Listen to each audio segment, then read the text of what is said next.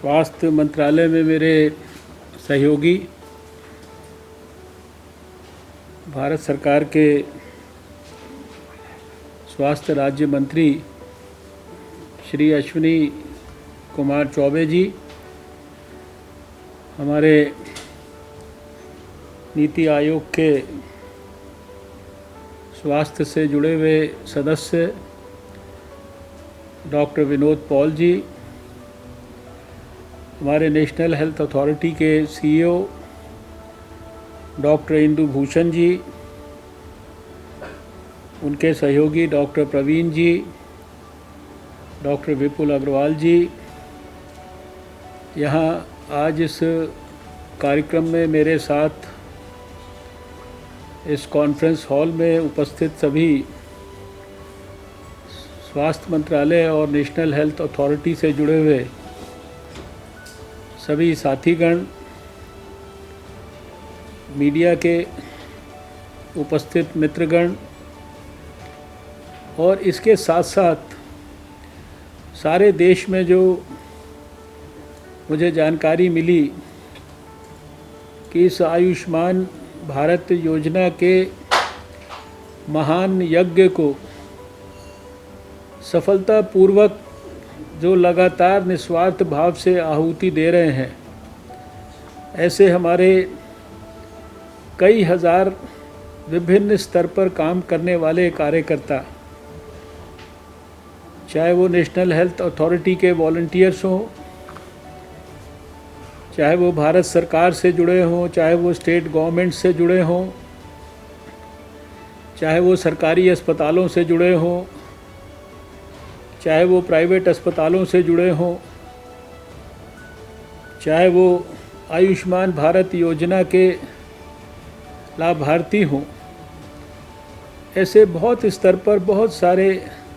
देश के लोग आज हमारे साथ इस कार्यक्रम में जुड़े हैं। और सबसे बड़ी हम सबके लिए खुशी की बात है कि इस कार्यक्रम को और इस योजना को भारत के अंदर अगर किसी का सबसे ज़्यादा आशीर्वाद प्राप्त है और जिनके विजन के कारण, जिनकी दूरदर्शिता के कारण, जिनके गरीबों के प्रति एक अत्यंत संवेदनशील भाव के कारण इस आयुष्मान भारत योजना का जन्म हुआ, ऐसे हमारे प्रधानमंत्री श्री नरेंद्र मोदी जी भी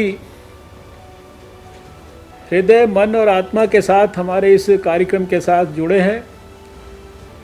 क्योंकि कल सबसे पहला भारत के अंदर किसी ने इस अवसर पर अगर किसी ने ट्वीट किया तो वो हमारे प्रधानमंत्री नरेंद्र मोदी जी ने किया, और उन्होंने इस अवसर को अपना बहुत महत्वपूर्ण भी बनाया, बहुत सात्विक भी बनाया, और देश के हज़ारों लाखों करोड़ों गरीब लोगों की उनको इसके कारण दुआ मिली। ये हम सब के लिए बहुत महत्वपूर्ण अवसर है। और जो भी लोग इस योजना के साथ जुड़े हैं उनको मैं एक बात कहना चाहता हूँ कि इस योजना के साथ किसी भी रूप में आपको जो जुड़ने का मौका मिला है, आप किसी भी रूप में अगर कोई नौकरी भी कर रहे हैं तो ये नौकरी नहीं है, ये आपको भगवान का आशीर्वाद मिला है एक बहुत ही बड़े सेवा के काम के साथ जुड़ने का, और इसको आपको अपने जीवन का एक बहुत बड़ा महत्वपूर्ण आशीर्वाद मानना चाहिए। मैं जानता हूं कि आज जब ये कार्यक्रम का आयोजन हो रहा है तो ये स्वास्थ्य मंत्रालय के अंदर निर्माण भवन में तीसरी मंजिल पर एक छोटे से देखने में कॉन्फ्रेंस हॉल के अंदर हो रहा है, लेकिन इस कार्यक्रम के साथ और आयुष्मान भारत की योजना के साथ हिंदुस्तान के 135 करोड़ लोगों की भावना जुड़ी है। आज हम एक असाधारण परिस्थिति में ये कार्यक्रम कर रहे हैं, जिसके कारण ये कार्यक्रम वीडियो कॉन्फ्रेंस के माध्यम से, वेबिनार के माध्यम से हम देश के लोगों से कनेक्ट कर रहे हैं। कोरोना का संक्रमण उसने सारे देश और सारी दुनिया को प्रभावित किया है, लेकिन हमारे इस संक्रमण के काल में हम सब के लिए ये भी संतोष की बात है कि पूरे भारत के 135 करोड़ लोगों ने मिलकर प्रधानमंत्री नरेंद्र मोदी जी के आशीर्वाद से कोरोना के खिलाफ जो जंग है उसको अभी तक बहुत ही सफलतापूर्वक लड़ा है और 135 करोड़ लोगों के देश में हम सब ने मिलकर इस बात का प्रयास किया है कि हम अपने भारत के अधिकांश लोगों को इसकी तकलीफ़ के साथ बचा सकें। दुनिया के छोटे बड़े सब देशों से ज़्यादा बेहतर भारत के लोगों ने मिलकर अपनी कोरोना के खिलाफ कमिटमेंट को, डिसिप्लिन को, अनुशासन को मानकर उसमें सम्मिलित होकर सरकार के द्वारा बताए गए निर्देशों का पालन करके, छोटी छोटी महत्वपूर्ण बातों का ध्यान करके अपने परिवार के, अपने सगे संबंधी, अपने मित्र, अपने साथी, उन सबके स्वास्थ्य की भी रक्षा करने के लिए जो हमारी जिम्मेदारी है उसको भी निभाते हुए हमने आज भारत में ऐसी परिस्थिति पैदा की है कि हम अपने अधिकांश मरीजों को ठीक करके घर भेज चुके हैं। आज अगर देश में 1 लाख मरीज 135 करोड़ में कोरोना से संक्रमित हुए हैं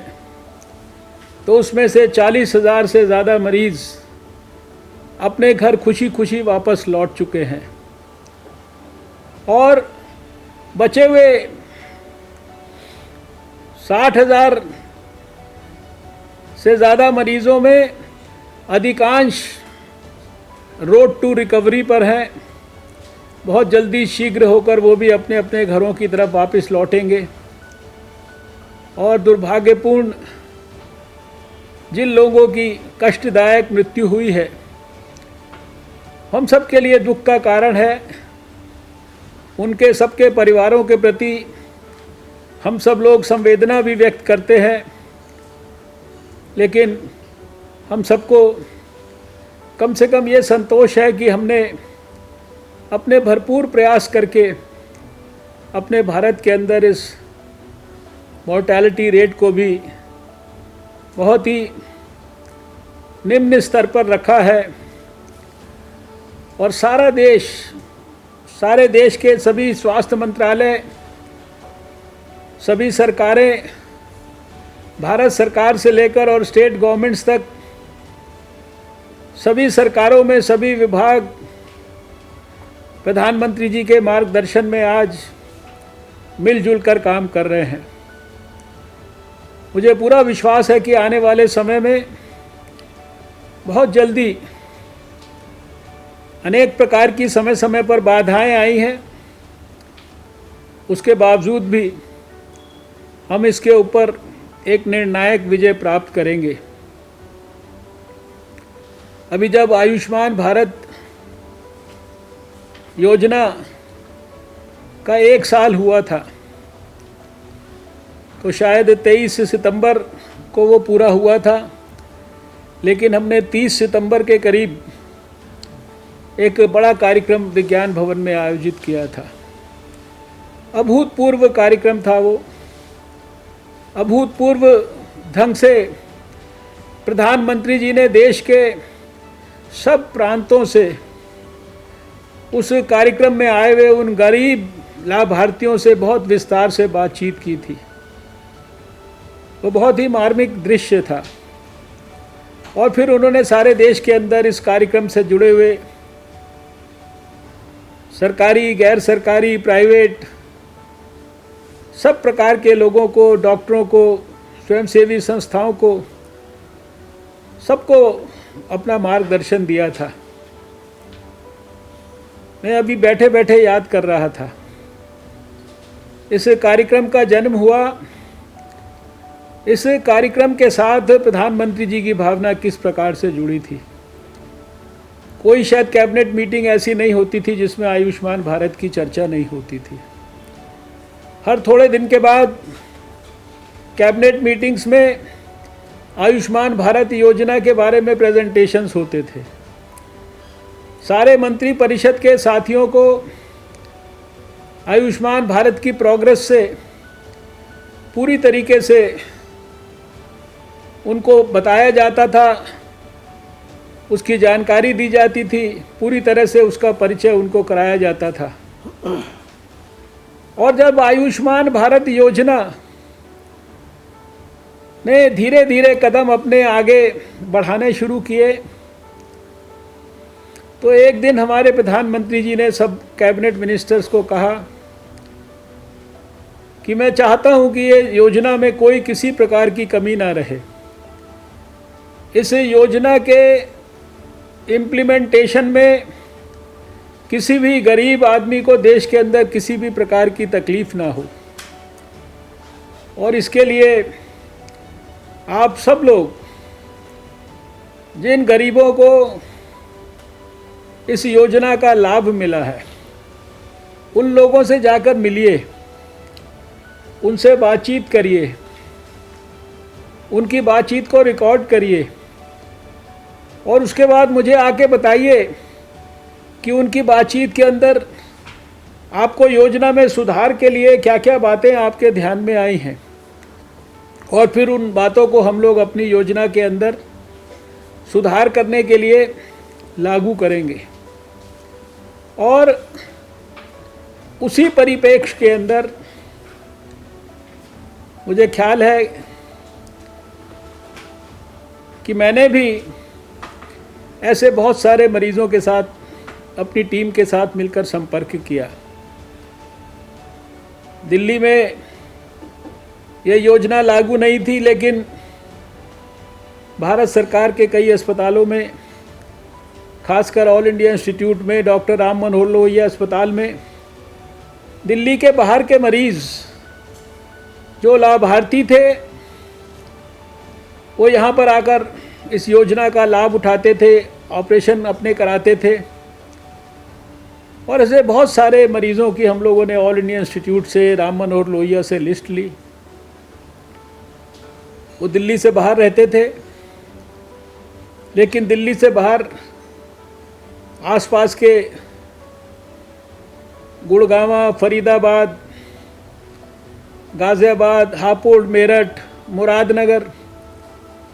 इस तरह के इलाकों के अंदर जाकर ऐसे बहुत सारे परिवारों के साथ घर में जाकर हम लोगों को मिलने का मौका मिला। और मैं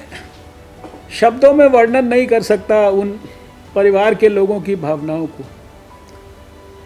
किस प्रकार से अत्यंत भावुक होकर वो कहा करते थे कि किस प्रकार से आयुष्मान भारत योजना के कारण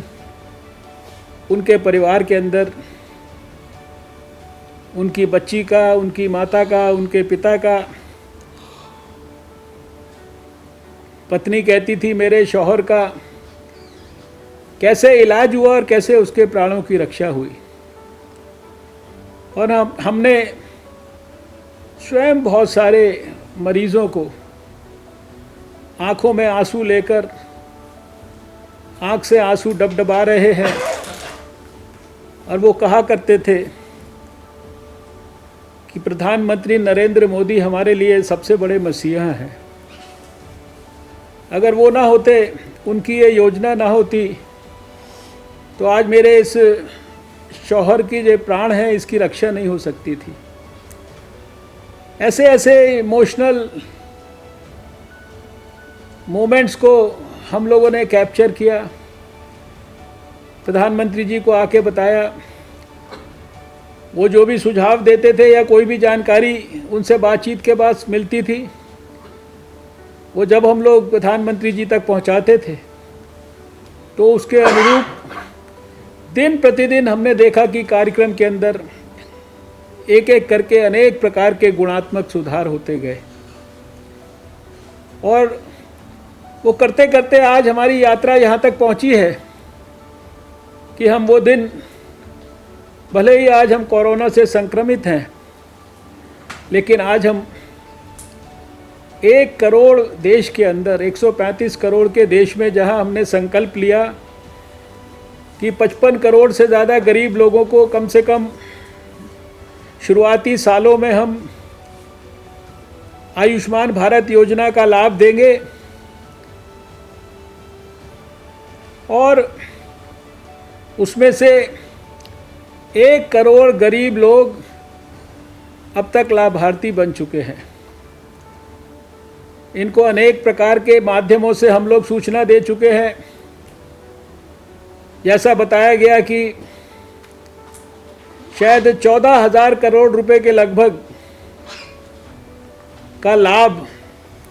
इन गरीब लोगों को मिल चुका है, और शायद 12-13 करोड़ लोगों के हम कार्ड बना चुके हैं। लेकिन मुझे लगता है कि अभी इस दिशा के अंदर हमको इस यात्रा को और तेज़ी से सफ़र को तय करना है।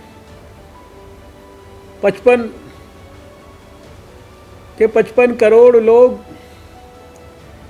ये पूरे 10.74 करोड़ परिवार, इनका एक एक सदस्य, उसको इस बात का संज्ञान होना चाहिए कि वो कभी भी अस्वस्थ हो जाए,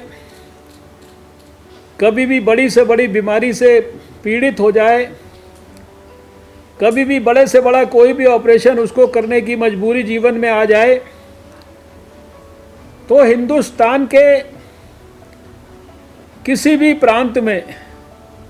वो कहीं पर भी किसी भी परिस्थिति में है, तो उसका देश के किसी भी अच्छे से अच्छे अस्पताल में,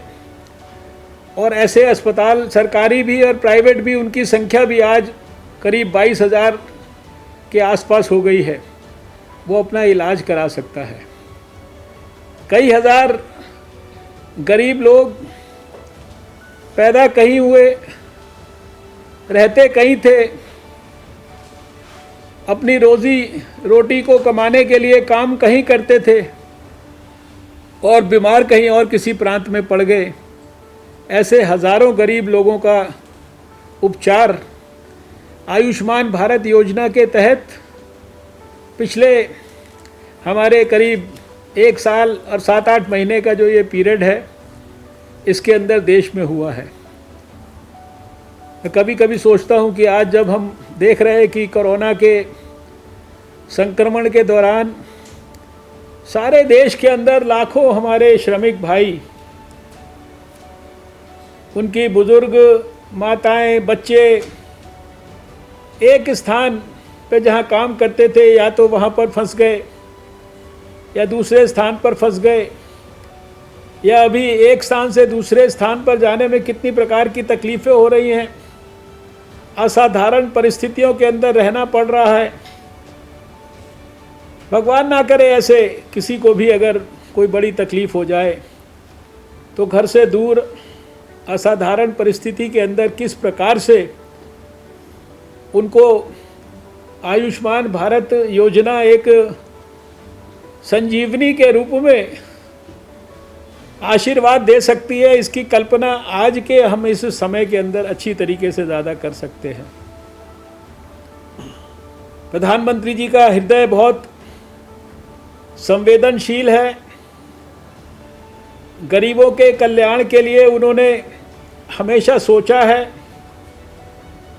पिछले 6 साल के अंदर उनकी किसी भी योजना के बारे में हम अगर गहराई से चिंतन करेंगे तो ध्यान में आएगा कि उसमें अगर कोई सबसे बड़ा अंडरलाइंग फैक्टर होता है वो प्रत्यक्ष हो या अप्रत्यक्ष हो, तो वो देश के गरीब, मजदूर, किसान, इसके हित से जुड़ा हुआ होता है। और अभी हमने देखा कि कोरोना के अंदर भी, कोरोना से भी पीड़ित व्यक्ति अगर प्राइवेट अस्पताल में इलाज कराने के लिए चला जाएगा तो उसका सब प्रकार का इलाज, टेस्ट से लेकर और उसके आईसीयू के अंदर जाने तक की अगर दुर्भाग्यपूर्ण परिस्थिति आ जाए तो भी वो सारा कुछ भी सारे देश में जो है उसका इस आयुष्मान भारत योजना के तहत होगा। इसको भी तुरंत योजना के रूप में जो है इसमें शामिल किया गया।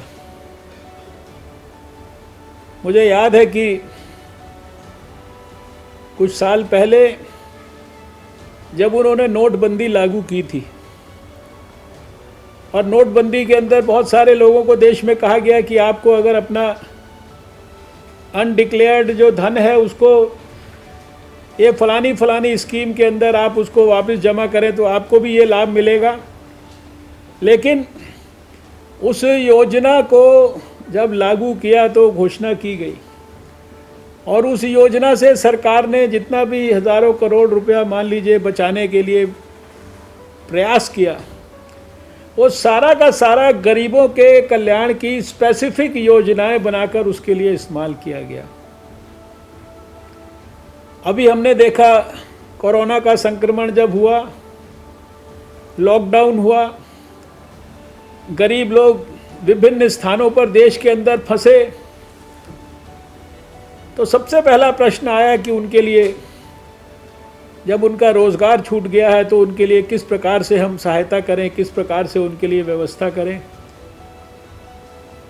तो मिनटों के अंदर प्रधानमंत्री जी ने 1,70,000 करोड़ रुपए की गरीब कल्याणकारी योजनाओं को लागू कर दिया। यूँ तो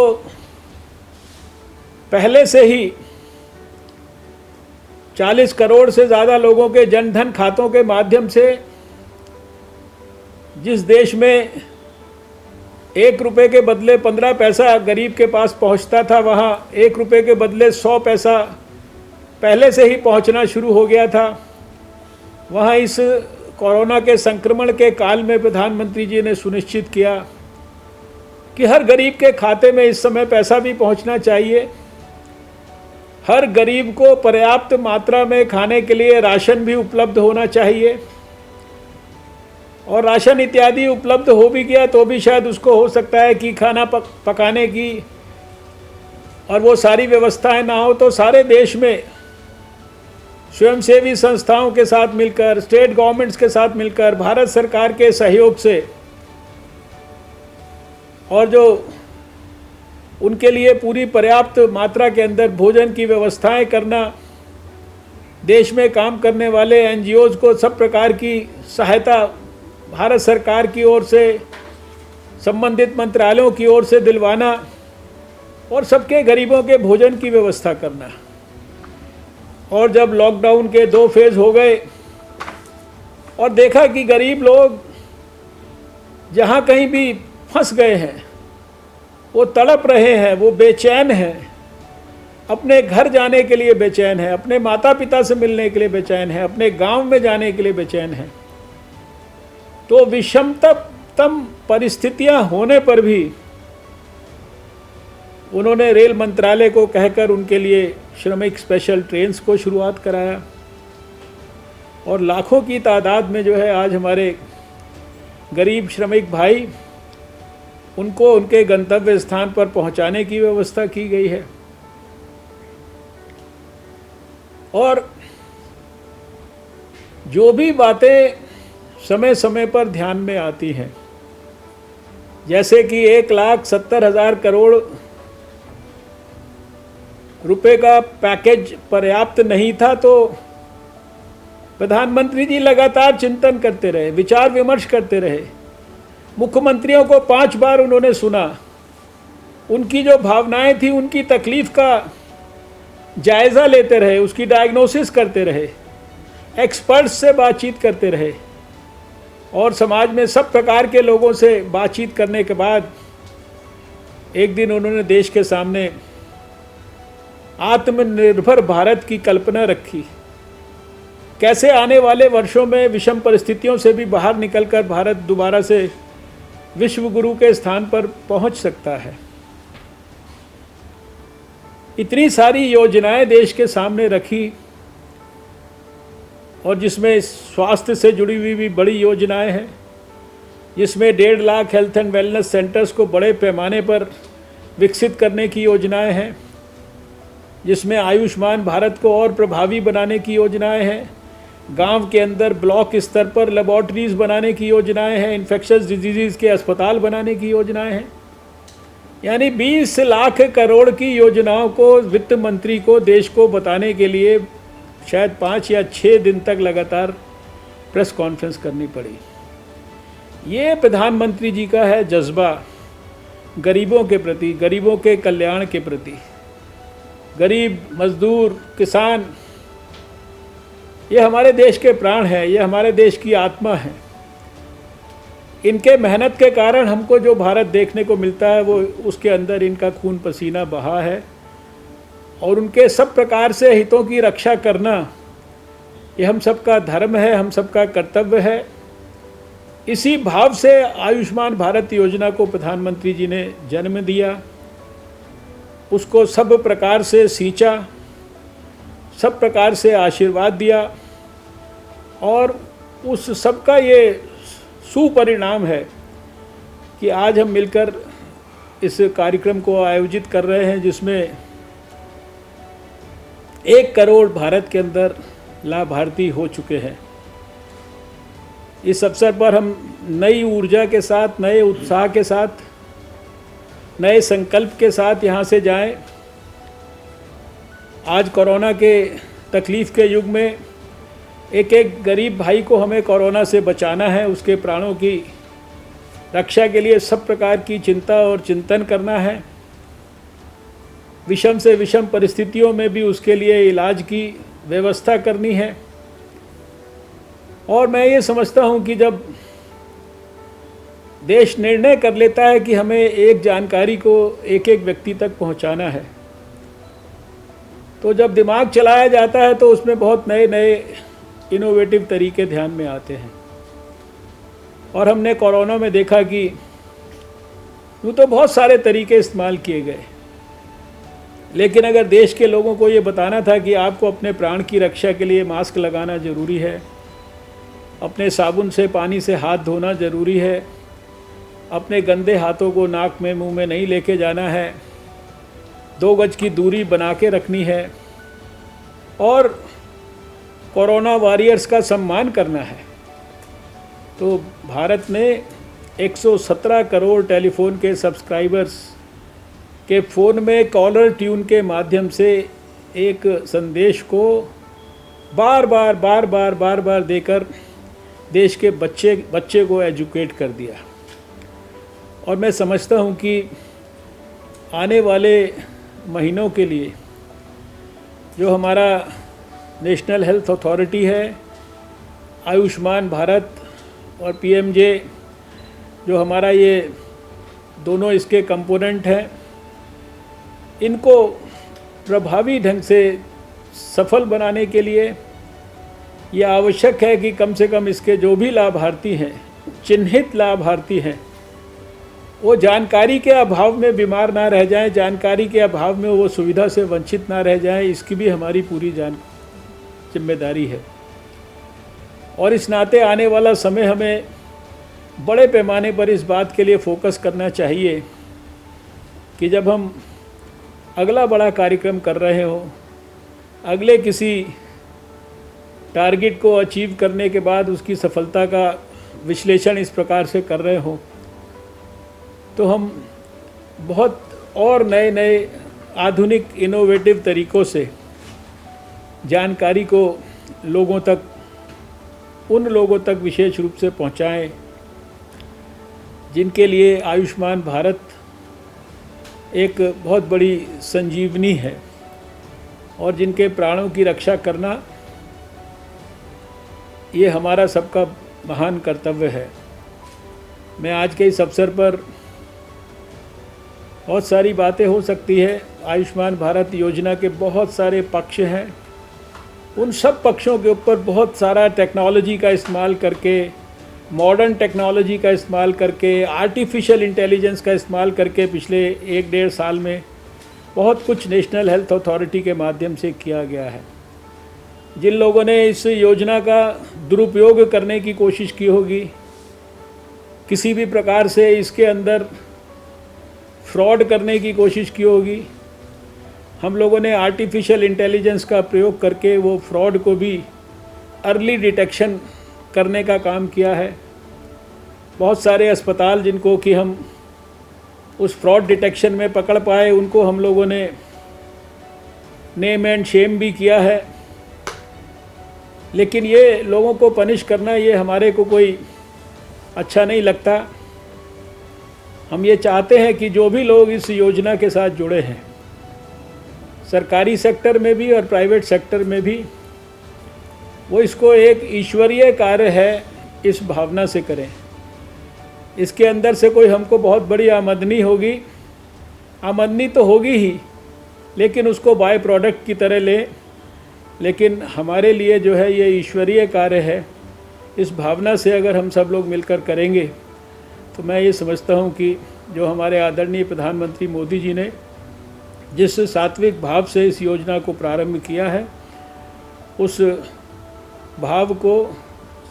सफलता में परिवर्तित करने में, और देश के अंदर जो हमारे यहाँ कहा जाता है कि दरिद्र नारायण की सेवा ही वो ईश्वर की सेवा है, इस भाव को हम और बेहतर ढंग से दोबारा से पुनर्जीवित करने में सफल होंगे। मैं आयुष्मान भारत योजना के साथ जुड़े हुए सभी अपने देश भर के साथियों को, कार्यकर्ताओं को हृदय से बहुत बहुत बधाई देता हूँ। डॉक्टर इंदु भूषण जी की पूरी टीम को मैं बहुत बधाई देता हूँ, और इस अवसर पर अपने प्रधानमंत्री नरेंद्र मोदी जी की ओर से भी आप सबको बहुत ढेर सारी शुभकामनाएं देता हूँ। नमस्कार, जय हिंद, भारत माता की जय, जय आयुष्मान भारत।